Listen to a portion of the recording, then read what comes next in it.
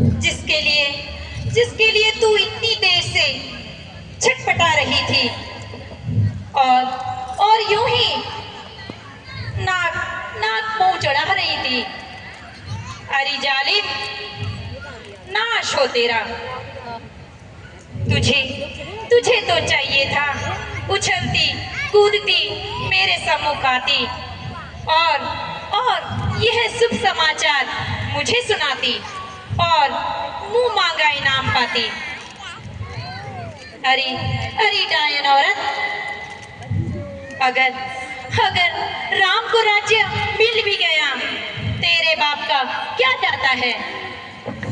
अरे कमबख्त, तुझे मालूम नहीं कि राम मुझे भरत से भी अधिक प्यारा है। रानी जी, आप कुछ भी कह सकते हो, क्योंकि मैं आपकी दासी हूँ, किंतु सच ही पूछा तो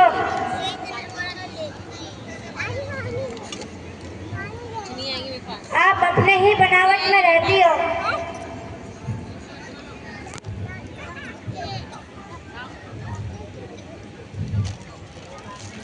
और श्रृंगार में व्यस्त रहती हो। मेरी भोली रानी, क्या आगे पीछे का भी कुछ ध्यान है? आप तो सबको एक मन से समझती हो, इसीलिए तो राम से प्यार करती हो।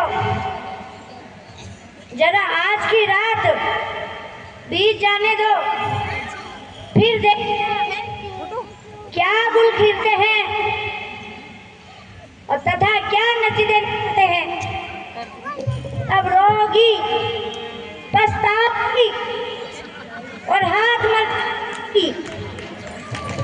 मेरा देश है, बाद में याद आएगा।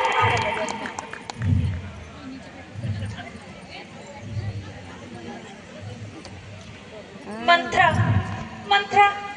कहती तो ठीक है। यदि राम को राज्य मिल गया तो मेरे भरत का क्या होगा? फिर कहावत भी है, सौतन जाया किसको भाया। भला हो प्यारी मंत्रा का, इसने ठीक समय पे मुझे याद दिलाया। अन्यथा मेरे बर्बाद होने के लिए चंद ही घंटे रह गए थे। अब चाहे इधर की दुनिया उधर हो जाए, मैं अपने भरत को राज्य दिला के रहूंगी। पर महाराज को कैसे समझाऊं जिससे कि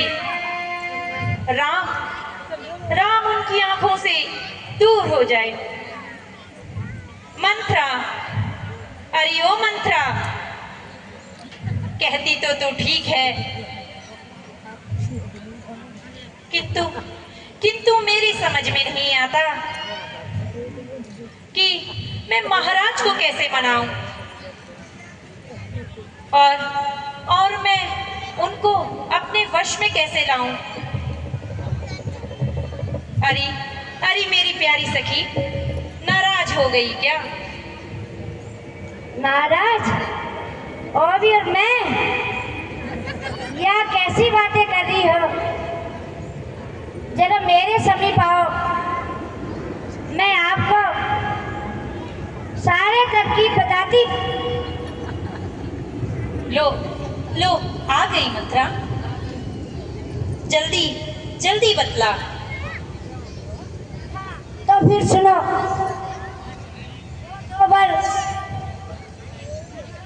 से आपने मांगे थे, आप राजा से मांग, एक